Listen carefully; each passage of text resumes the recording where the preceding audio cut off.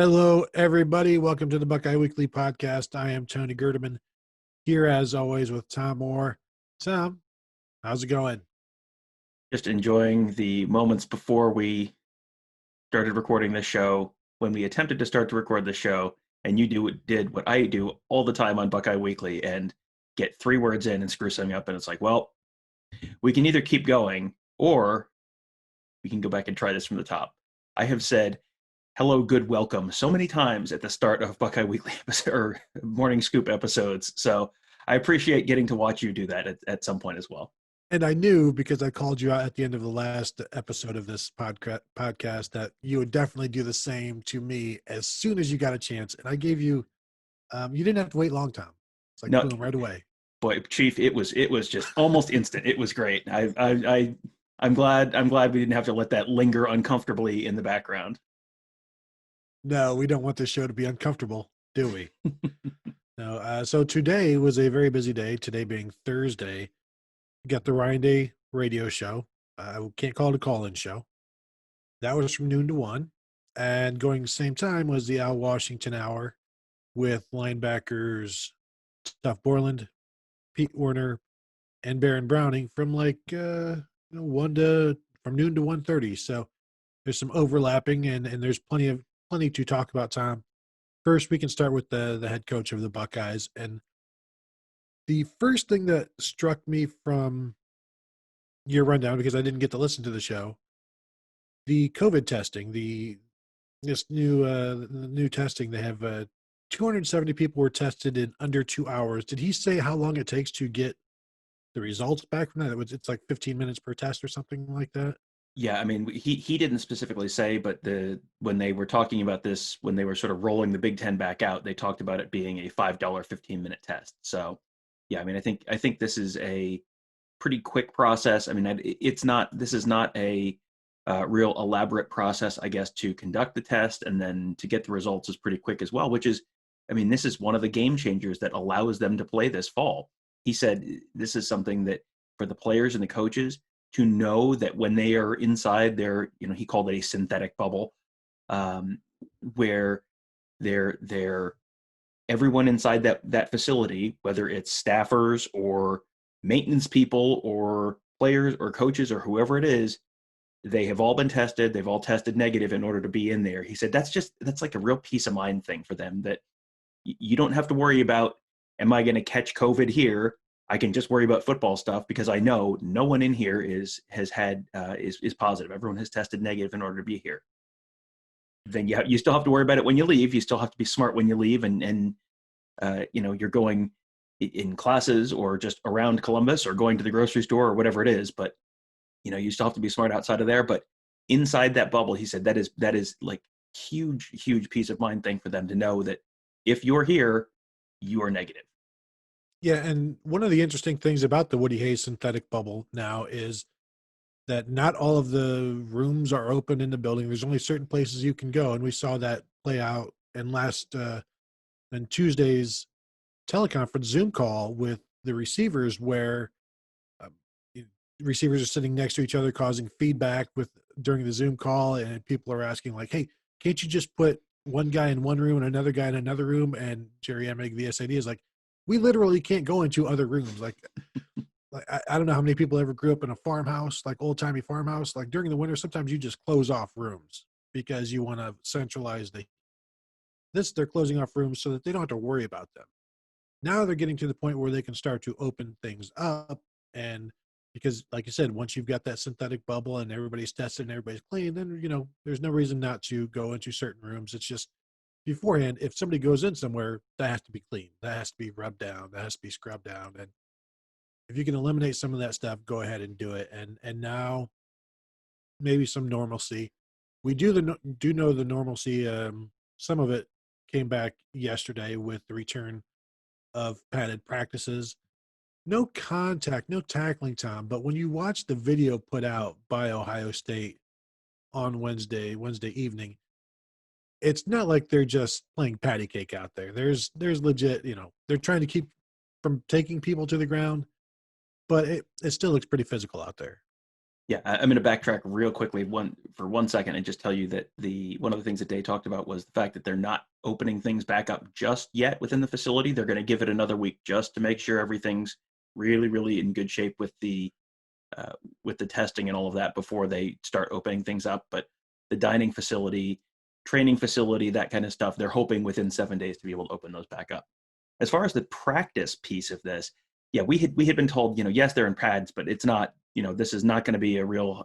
There's not a lot of contact today. And then you watch the video from practice, and it's like, that looks like a lot more contact than I have in my day-to-day life. You saw guys, theoretically they're not taking guys to the ground, so they're not tackling, but you saw offensive linemen getting pushed around by defensive linemen, and anytime you're in the trenches and you're trying to get under a guy's pads and move them off the ball, yeah, there's a whole bunch of contact there. So yeah, it was not they were not full go yet. They're ramping up, but it was definitely a lot more contact, I think, than there has been at any point over the summer. It was interesting, and we're going to stick with Ryan Day, but listening to the linebackers talk today about everything that they've done to try to tackle without tackling, like throughout these unpadded practices where you focus on the back hip and you watch your eyes and you do all of this, and I think it was Pete Werner, Tuf Borland said, we're doing about 80% of the tackling right now. Everything that is involved with the tackling, except for the tackling.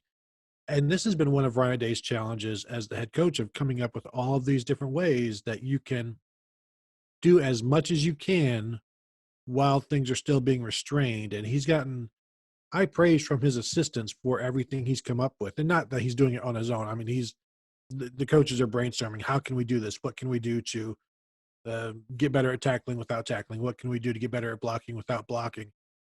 And that's been one of the common refrains throughout this last couple of weeks is the coaches have liked what Ryan Day has put forward for them in terms of everything that you can do without taking that final step and being, full go padded practices, smash into each other.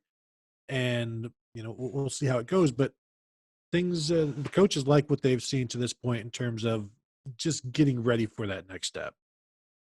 This is like the old thing where you don't have to be faster than the bear, you just have to be faster than your friend. Like everyone's behind right now. No one has been able to do tackling stuff in the Big Ten since literally pretty much since last season. They basically didn't get it in during the spring. They didn't get it in during the summer. Everyone is kind of behind now. No one is going to be right now exactly where they would be during a normal typical year. You don't have to be where you would be during a normal typical year if you're just playing other Big Ten teams right now who are in the same boat that you are. You just have to be better adapted and have to have done a better job adapting to the circumstances than they did. And you get the sense, it's hard to say without hearing from everyone, every other team about how they've handled these things, but you get the sense that Ohio State is almost certainly at least ahead, at even with or ahead of what everyone else has been doing this summer. And we'll find out for sure on October 24th, and we'll see how the tackling looks. We'll see how the defense looks. We'll see if it looks like a 2018 defense or a 2019 defense. So the drama will not last much longer. We're about 3 weeks away from finding out, getting the first real test for it. But it sure seems like they've done about as good a job dealing with this as they could. And that's pretty much all you can ask at this point. Now we'll see if they end up being one of the top tackling teams in the Big Ten like they were last year. I've been reading up on Michigan's defense. Don Brown seems to really like what he's got there. So I wouldn't count your tackling chickens before they are tackled, Tom, in terms Mm-hmm. of the Ohio State Buckeye defense compared to the Michigan defense, which Don Brown could not say enough about his possibly 8 to 9 man deep defensive line. Mm-hmm. Yeah, I mean, yeah, they have almost a two deep there.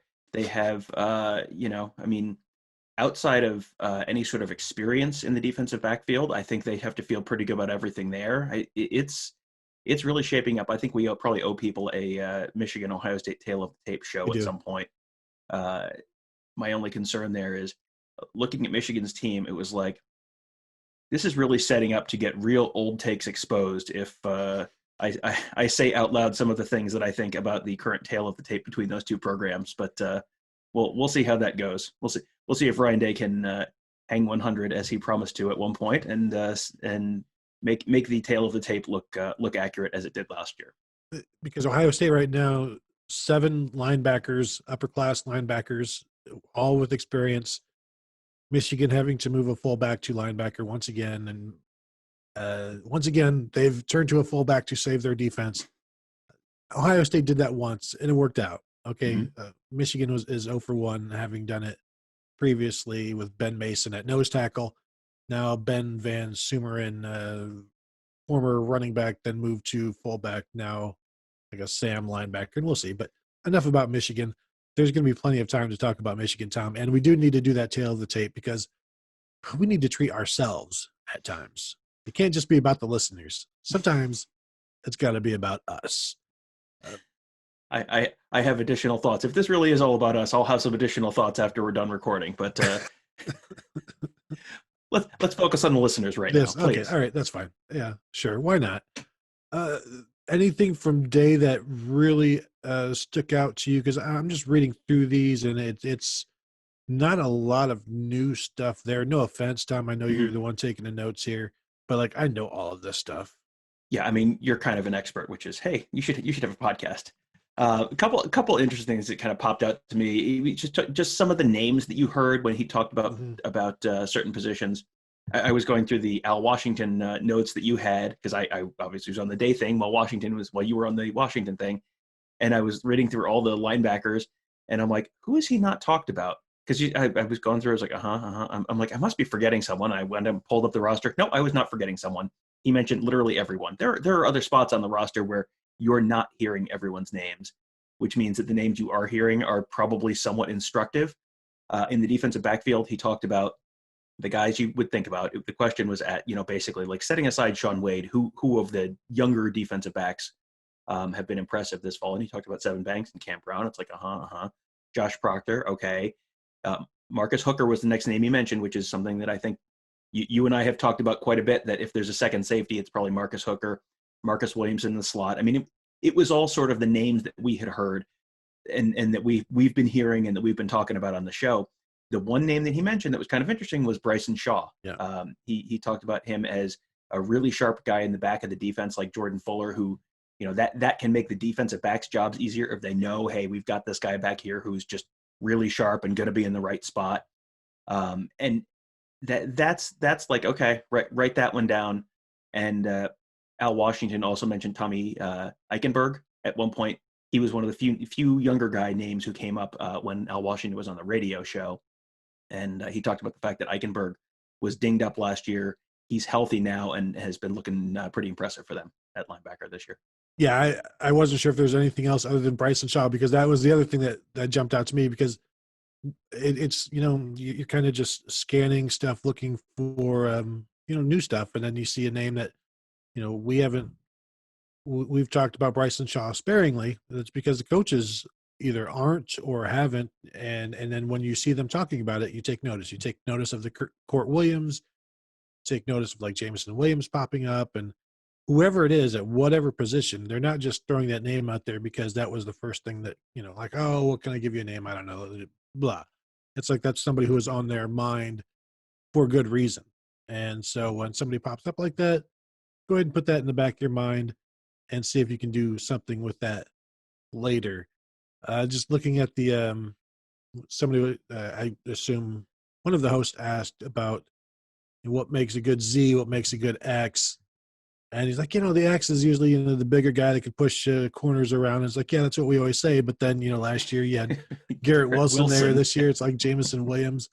But one of the things that Brian Hartline said is like Jameson Williams is like a really grown into this physical person, not necessarily this physical being, but he doesn't shy away from the contact, and he gets into it with guys. And he just seems like the kind of guy who would, I don't know, like maybe talk as much as a corner, but then also he brings some physicality to it as well. So I thought that was interesting because they always tell you these are what these guys should be. And then, last year, like Austin Mack is playing Z, and you're like, well, are you sure about that? But of course, they are coaches, so yes, they are sure.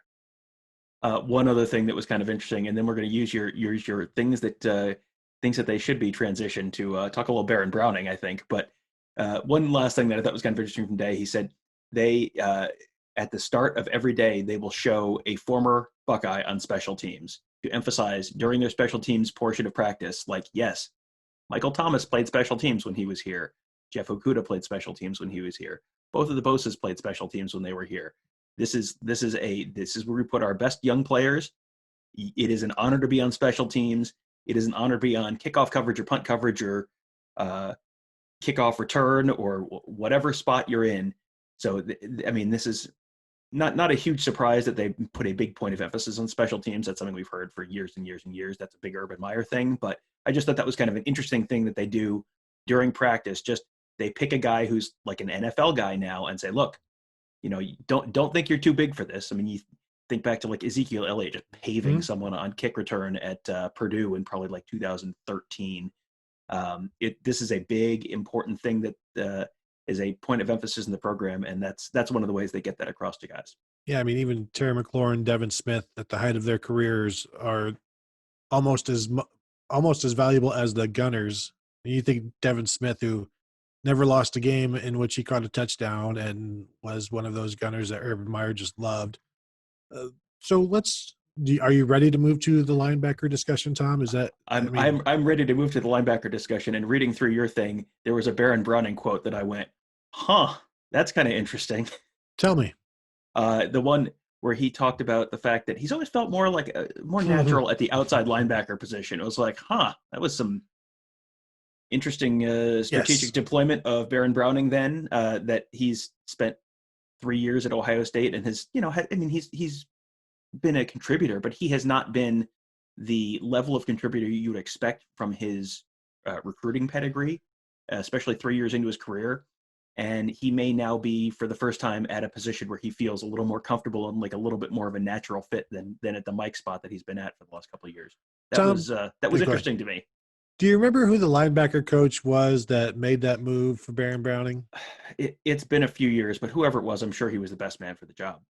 That's good, Tom. So, yes, I remember talking or being around Bill Davis when he was talking about why he moved, why they put Baron in the middle, because they put him there as a true freshman because they wanted him to learn the defense. They thought that would be best for him to learn the defense. And it was something that Browning had never done in his career. As a high school player, he was always an outside linebacker. As he said today, that's where he's always been comfortable. And so that was a hard transition for him. And I think it probably stunted him. And then, last year they didn't need him outside because you've got Pete Werner and Malik Harrison at the will doing just fine. And so now there's finally this opportunity for him to move outside, and he's happy about it. He said he expects to rush the passer more than he did last year. I wonder how much that plan has changed or been altered from the spring. I don't know if it has or hasn't. But the over, and we'll talk about a lot of this stuff, but just the amount of the substitution packaging that the players are talking about, the coaches are talking about, you need a veteran group like this, like these linebackers, to pull this off, I think, because with a bunch of young linebackers, I don't know that it's possible. But, because there's going to be times like Pete Werner's at will now, and let's just go ahead and put that out there. He's finally at will, and that's where he's going to be, but he might be somewhere else for a certain package, and he might be off the field in nickel, and Baron Browning's at Sam, and he might not do everything that Pete Werner did last year. Sometimes he will. So he said he sometimes will drop back deep as a safety. We know other times he will rush the passer, which is something that Pete Werner really didn't do last year. So there's going to be all kinds of different packages for everybody. And what Al Washington was saying is, like, with so many linebackers, Ohio State, again, has 7 upperclassmen, 3 graduated seniors, 1 senior who will be graduating, Pete Werner, and then 3 juniors, and Kayvon Pope, Roger Mitchell, and Dallas Gant. And they wanted to get all of these guys on the field, and the way to do that is by figuring out what they do best and then giving them that role. And these roles are super important, it gives guys responsibility, gives them a sense of belonging. And one of the things that Baron Browning said is like, I don't mind sharing reps because him and Justin Hilliard play the same position.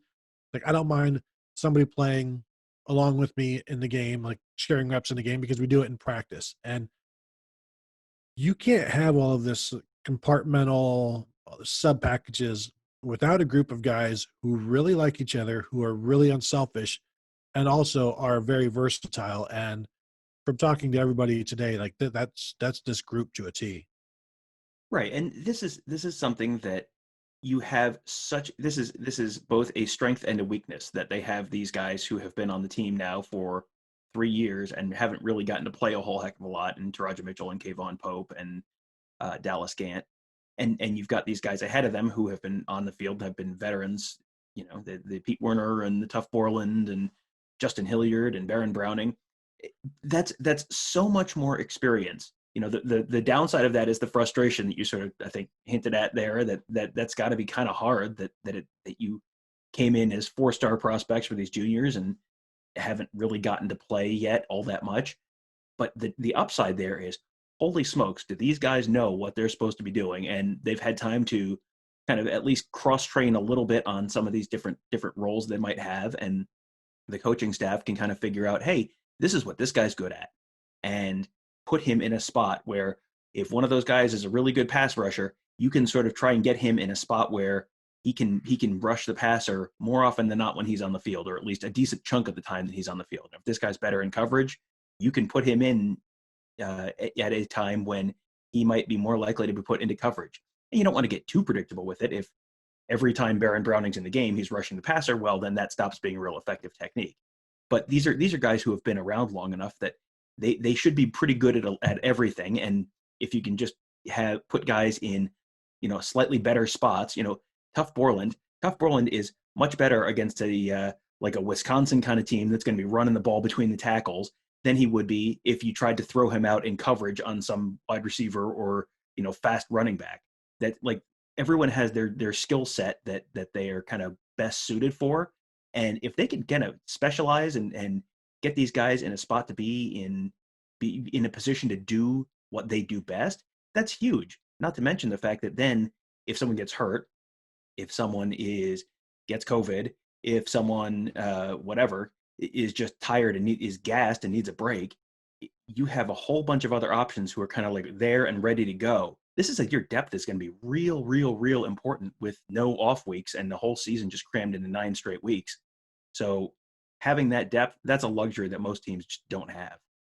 And having this be a free year, those juniors now have an extra year if they want to use them. Al Washington said that nobody's probably really thinking about that right now because they're just focused on the season. One of the linebackers, and I can't remember who, said that like that would be a huge thing for them, because now, as Baron Browning said, like, I would be frustrated if I were them, if I've been sitting for this long, come in and really, you don't want to say they came in at the wrong time, but they came in at the wrong time because Tuf Borland had just won a spot as a redshirt freshman, and Pete Werner wins a job, and you came in at a time where a bunch of young linebackers had gotten the jobs, and now you just sit and you watch. But now they're trying to put them to good use. I was hoping to talk to Justin Hilliard today because I wanted to ask him somehow, like a way of like, hey, Justin, have you ever thought about 7 pairs of gold pants? Because he could get his 6th pair this year, and then next year, if you want to come back, obviously at some point when you're like 28 years old, you just want to go on. You're done with college. You want to move on, unless you're one of those frat guys that doesn't ever want to move on.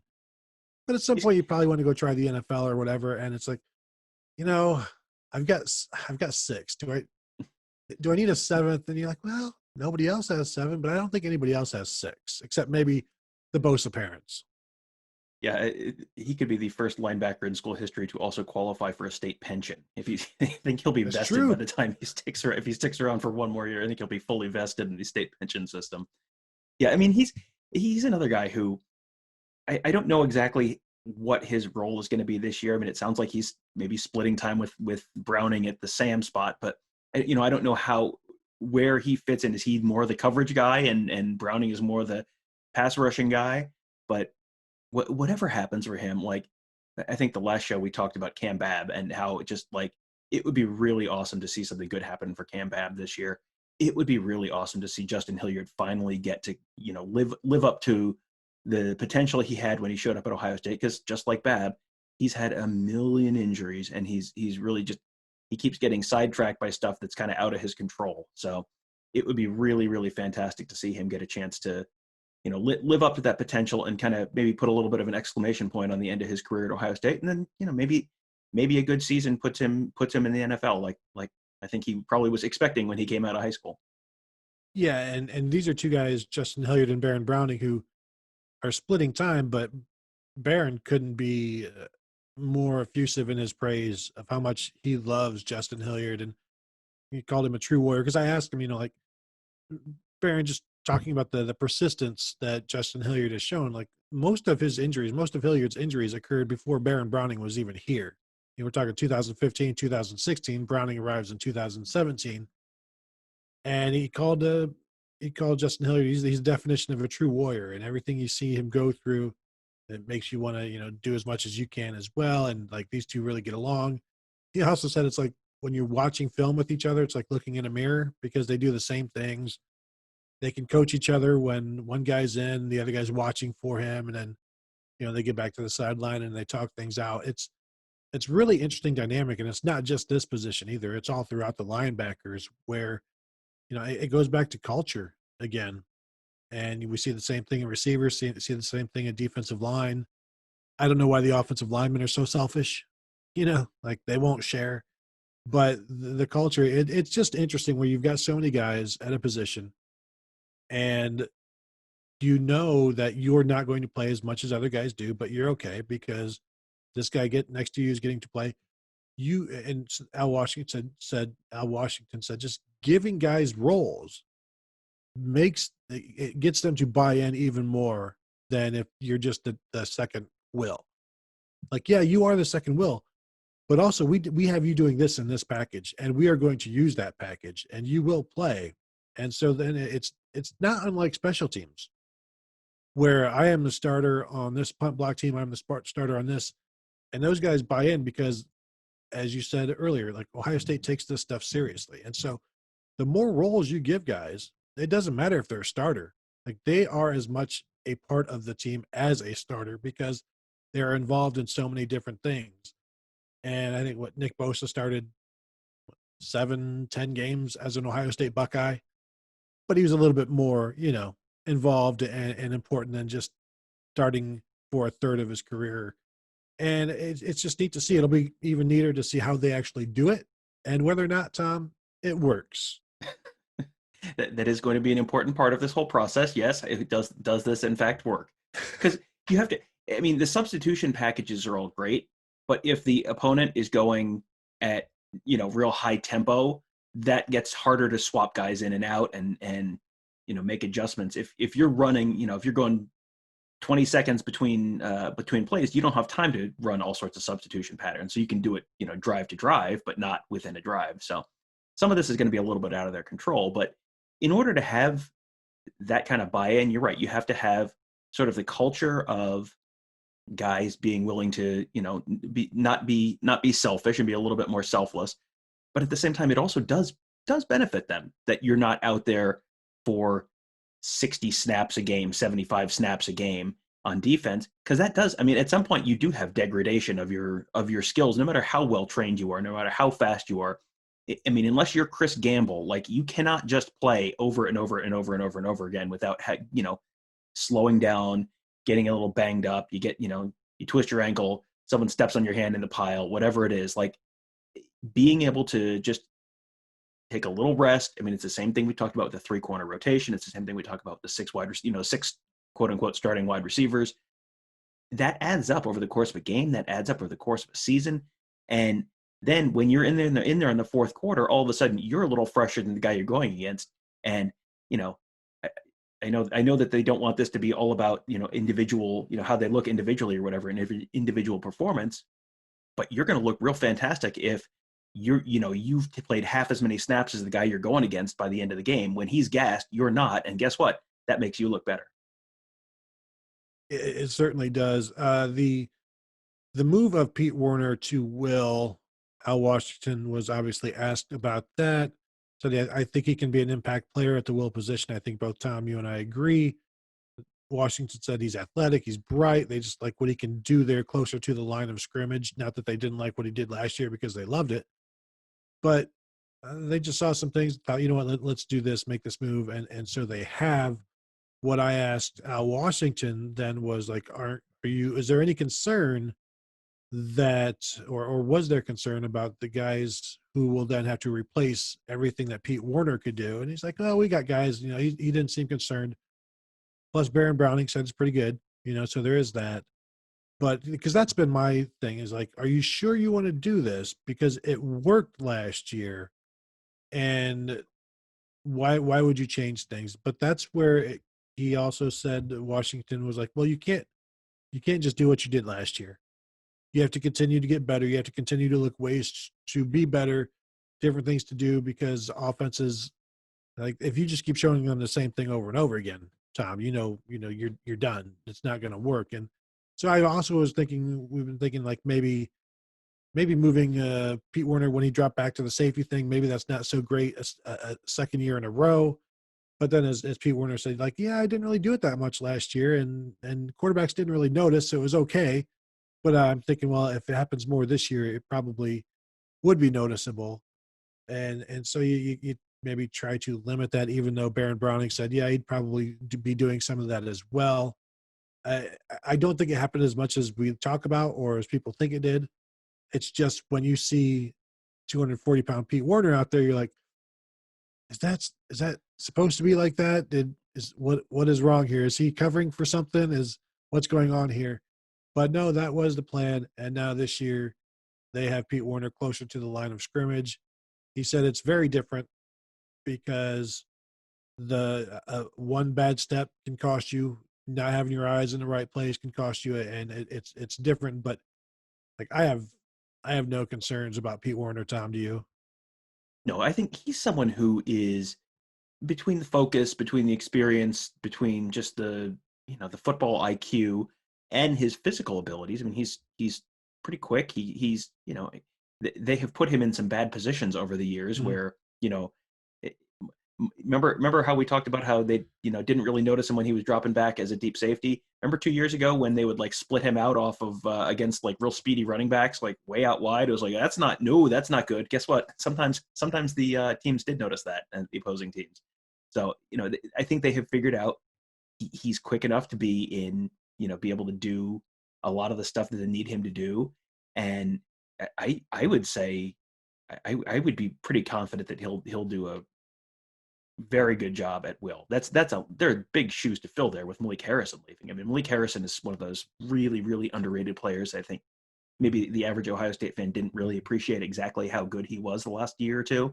But you know, as far as who could step in and give you almost as good as Malik Harrison this year, Pete Werner's not a bad guess at all.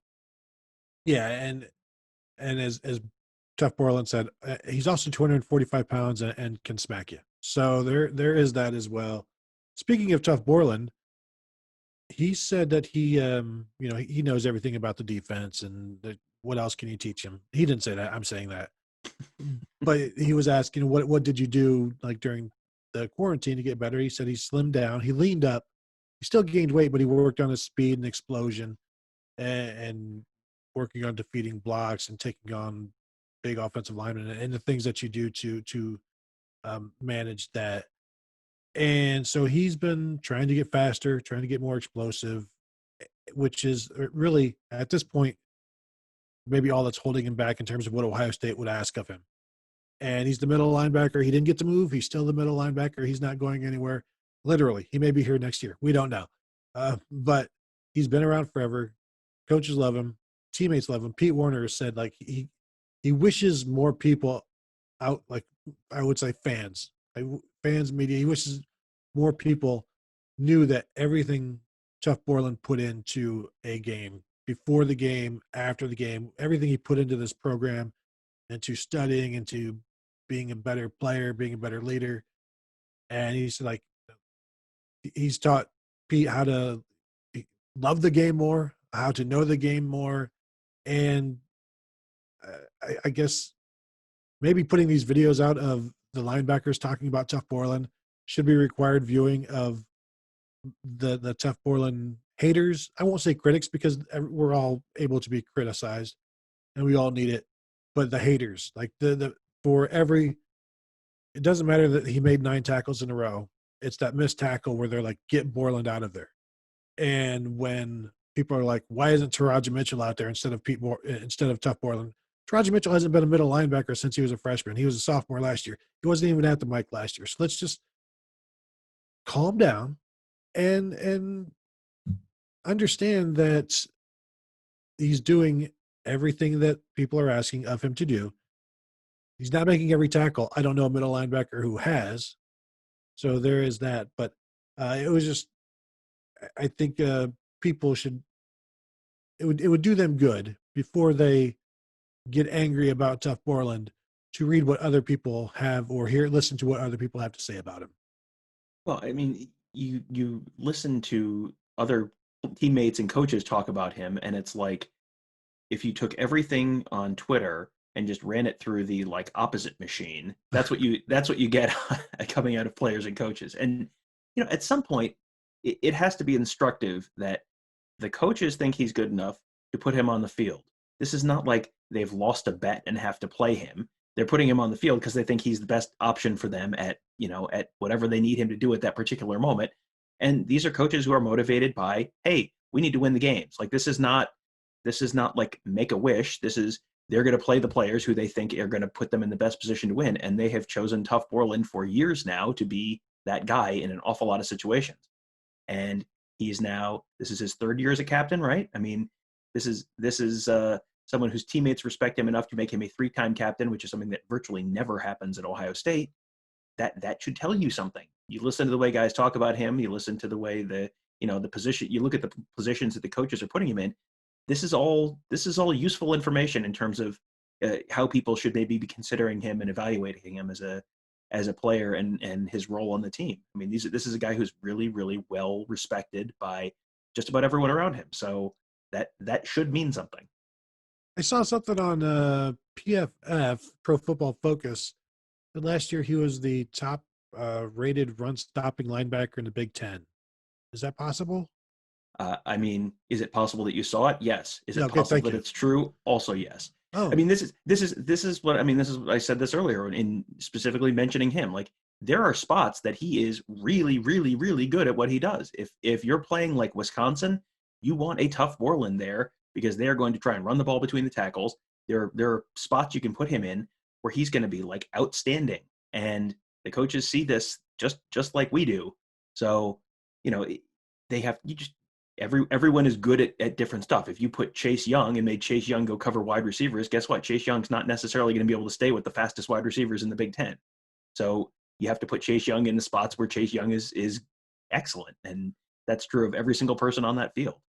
But Garrett Wilson's fantastic. Garrett Wilson's not going to be a great left tackle. Sorry, no. that's not going to be a great winning spot for him. So, and obviously for Borland, it's a little bit more of a fine line between being a linebacker covering on run plays and being a linebacker covering someone in space or whatever. But it's the point is the same. There's stuff he's going to excel at. They have the ability now to put him in that position to excel. So that's I mean, he could have a really, really, really, really good year this year. Still probably have people on Twitter angry about stuff because you kind of nitpick the stuff that he didn't do. But I think he could be in a position to have a really, really strong season this fall. I do think within a couple of years, Jackson Smith and Jigba will be a better left tackle than Garrett Wilson would have been. That's tough but fair. Yeah, I could see that. I mean, I think it's probably not a great situation if that's where he ends up, but I mean, sure, I could see it. He's got maybe your longer arms, bigger reach. That could help him. He's Texas strong. Not that Garrett Wilson isn't, because he is also Texas strong. Real quick about Borland, I also think, and I I wanted to ask him about this, but my turn did not match up with his turn in the speaking engagement of the question asking. But if you've got this defense that does a bunch of substitution packages now, you might want a middle linebacker who has seen it all, who knows it all, who understands the complete defense, and isn't lost by one particular package over another. Like, you have the guy out there, the smartest guy on the defense. You can do all kinds of things around him, and he's going to be just fine. So there is also that aspect of it as well. Court Williams, Tom, it might surprise you to know that he was asked about, and Pete Werner had some glowing things to say. Said you can already tell he has leadership qualities. He does everything right. Does what the coaches ask, and he knows football. He's a quiet guy, but he loves the game. And he also said before practice, he's got headphones on, Court Williams, and which is what everybody does before games. So he approaches practice like he does the games. And just, again, we've probably mentioned him every other show that we've done for a while now. But when you hear names, you make mention of it. Court Williams, again, Tom, getting noticed and earning respect of those watching. Yeah, if the bullet is a thing this year, it sounds like Court Williams could play some kind of a significant role there.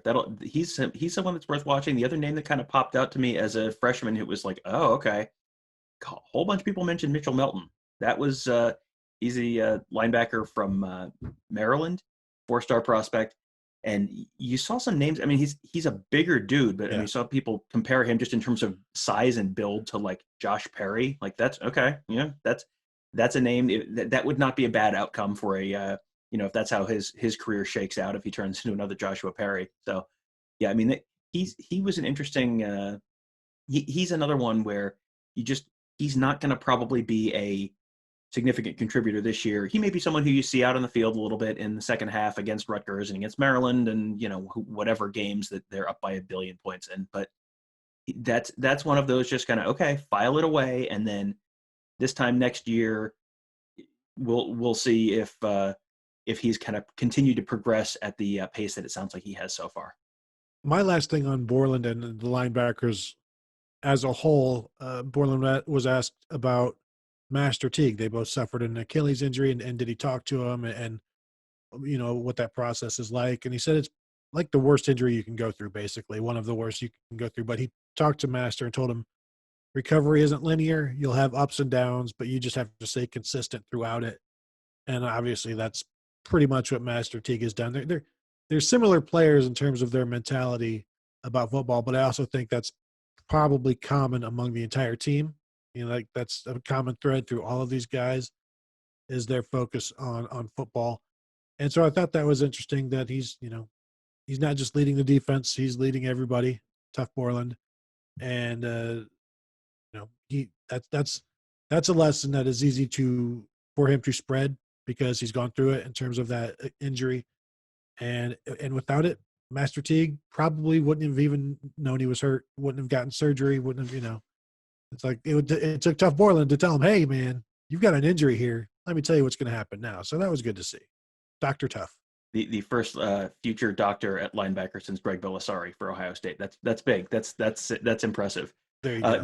The other thing that was sort of interesting, and this was on the Ryan Day show, he talked about how they have really great leadership at the linebacker position, and one of the ways that manifests itself is they do a really good job of identifying plays. I mean, this is something you touched on earlier with Borland, where he's seen it all. He's been the starting middle linebacker now for 3 seasons, and he's seen it all. He's watched 1 million hours of film. You're not going to surprise him. And what Day said is, maybe you'll get them once with something. You do something creative and new. Maybe you'll get them once, but you won't get them twice. He said that's one of the big differences with like a veteran linebacker unit is, okay, you run something crazy and okay, all right, tip your cap, you got us. But those are guys who are going to be able to adjust on the fly pretty quickly, figure out what happened, figure out what the other team was doing, and get it sorted out and make that adjustment so that, the next time you run it, all of a sudden that play that was open before isn't open anymore. And now it doesn't work anymore. So now you get, okay, now what else did you come up with? Because you can get beat once and it doesn't kill you for a game. If you get beat 3 or 4 times or 7 or 8 by extremely basic misdirection, such as like Maryland 2018, for example, that's the kind of thing that can make it a real uncomfortable afternoon. If this is now a veteran unit that can sort of adjust to that stuff and not have one problem turn into 6 problems, that makes a big difference in your in your bottom line on the scoreboard every week. Yeah, and this is something I talked about with Ryan Day, and the challenge of spending all of this time figuring out new ways to do things. And Al Washington talked about figuring out ways to use these guys. It is going to be interesting when all of this is said and done, how much new stuff we actually see, and how many new ideas are implemented, what carries over, what works, what doesn't. Tom, I think it's probably going to be an interesting season. Granted, we don't know for sure. It's not here yet, but I think there'll be some interesting things that happen this year in college football for the Buckeyes. Probably be entertaining. Might be worth paying attention to. Would you agree? Yeah, I mean, this seems like it might be at least a passably entertaining season. I mean, we'll see how it goes. 4, 5 wins, maybe more. I mean, it could be literally anything could happen. I was listening to a Michigan podcast, and they were talking to like a former player, and they're like, "So what are you thinking this year?" And he's like, "Well, you know, 3 losses, and it's like, wow, honesty. I mean, it's good to hear. Going to feel like a typical Michigan season. That's good. Now it's you've got a 3 lot fewer games, but yeah, yeah, boy, normalcy. When nature is returning. When we do, I talked to Stephanie Odie about this on the morning scoop this morning. But boy, Rashad Bateman coming back from Minnesota and Ambry Thomas not coming back from Michigan. All of a sudden, that week 1 game in Minnesota is looking like, ooh, that was a toss up in my mind not that long ago. Now it's like, now maybe instead of a 3-point underdog, you're maybe a 5-point underdog or a little more than that. I am so looking forward to that game, Tom. We could do an entire podcast just on that one. But we will have to do a tail of the tape here shortly. Well, I don't know when we'll find the time. We will actually have to like carve out some time to do it, I think. And I don't know. I don't even know when.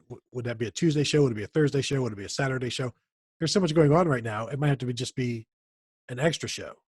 Yeah, I mean, I'm fine with doing extra shows if the listeners continue to leave us 5-star ratings and reviews. That is the fuel which fuels our drive to continue to do these podcasts. This is all an ego thing for us, and the only thing that matters is those 5-star ratings and reviews. So leave those. Maybe Santa Gerd will leave you an extra podcast under the tree one of these weeks. Who knows? I just like putting them up on the fridge, so that everybody can see what a good boy I was and how good I did at school on my podcast. You know what? Our last yes, positive review on the show involved a question. So I'm going to pull that up right now. Which, I mean, you know what? That's fine. Sorry, this was a morning scoop review, so that's all right. We'll give it to you here anyway. Someone asked us about it was Anthony, and he reviewed us 5 stars on Monday. Said liking the daily updates. Okay, this is for morning scoop, so this isn't you. This is mostly my 5 stars. Mm-hmm. I'll give you like a quarter of the star. That's all right. What is the current scholarship situation? Are the Buckeyes still over, or with the COVID situation and not losing eligibility, does it not matter this year? So they're not over because they have CJ Saunders no longer counts, so they are not over. It would matter this year. Next year is when it might not matter, but that's still a little bit TBD. And I don't think the NCAA has actually said what the official scholarship rules are going to be for next year, which it seems great. Like they've got a great handle on this. It's all fine. Well, and the thing, it's going to have to go beyond next year as well, because you've re-upped everybody. Mm-hmm. So it's like, I don't know, do you just make it 100 for like the next 3 years, and then are you going to go back on that, or is that just the way it's going to be? Because you're going to have to increase it. It's not just going to be for 1 year, or else you're going to be cutting a bunch of players. Mm-hmm.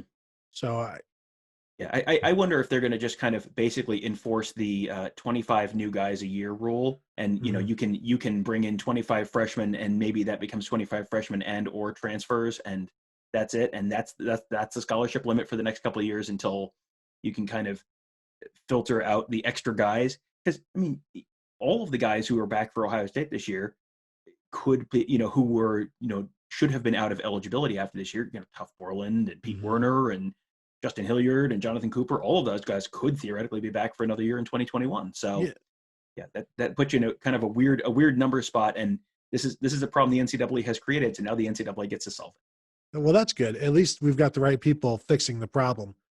But yeah, I do think the easiest way is like there is no limit. It's just a yearly 25 editions, because like everybody's going to be different right now. And even if you say it's 100, you're still going to be cutting people. Some schools are, or you go to 120, then then everybody's going to go to that limit and cut people from there, or just make sure they're right there. So I don't know that there is a great answer, but probably just everybody is where they are now. Everybody, and then you start counting from the new people, and then with that class, eventually they will be 85 in 4 years or whatever, and then you get back to that. Even though there's still talks about like, let's give everybody 5 years, and let's expand the scholarship limits, and anytime you give people something, it's hard to take it back, or when so there's going to be that as well. Like maybe it's going to stay 105 or something again. Yeah, and this is one of those times when, like, if you're going to make a change, like, go ahead and make that change now. Like baseball, I think, might be in the process of doing that with the designated hitter, where it's like, well, we're going to have the designated hitter in the National League for the 2020 season, and then like, if you were just going to make that change, then you just make that change next year, and then it's like, well, we did it last year, and we're just going to keep it that way. Like we've already made the change. We don't need to change back and then maybe change back again later. Like that. If you're going to make a change to the scholarship limit rules, like this is the time to do it, because you've already ripped off the Band-Aid, and so now you might as well just make the adjustment now rather than adjusting back and then adjusting back again later. Yeah, and we'll see how that goes. Tom, anything else before we wrap this show up?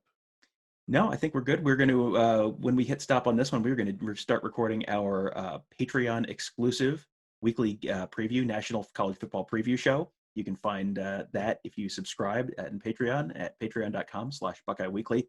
We do one of those every week. Do a bunch of additional Patreon stuff during the season, so that's all worth checking out. It starts at $5 a month, so really not too bad. You're getting, even if you just listen to that one extra show a week, you're basically getting an extra half hour or so of us every week for like $1.25 a show. That's a pretty good deal, right? I think we're worth it. Yeah, plus ad-free Buckeye Weekly episodes there as well. So yes, I am definitely worth 62.5 cents a week. Not a penny more. So, all right, we will go ahead and call it a day. Thank you all for listening. Continue, please, to check out BuckeyeScoop.com. Check out all of the great podcasts there, because there are plenty. Recruiting, gambling, just regular college football, Cleveland Indians podcast, just a bit outside right now. I don't know how much longer the season's going to be going on, but we'll see. Hopefully much longer. But there's plenty for you guys to pick through. Alex Gleitman always having somebody on a one-on-one, and of course, congratulations to Alex, who on the birth of another child. Tom. Yep, that was exciting, and of course, Alex being Alex, it's like he had a new baby, and it's like, and he also has a new column and a new podcast. Like, what? Like, take a day, man. Goodness, breathe, son. So there is that. Thank you all for listening, and we will talk to you guys later.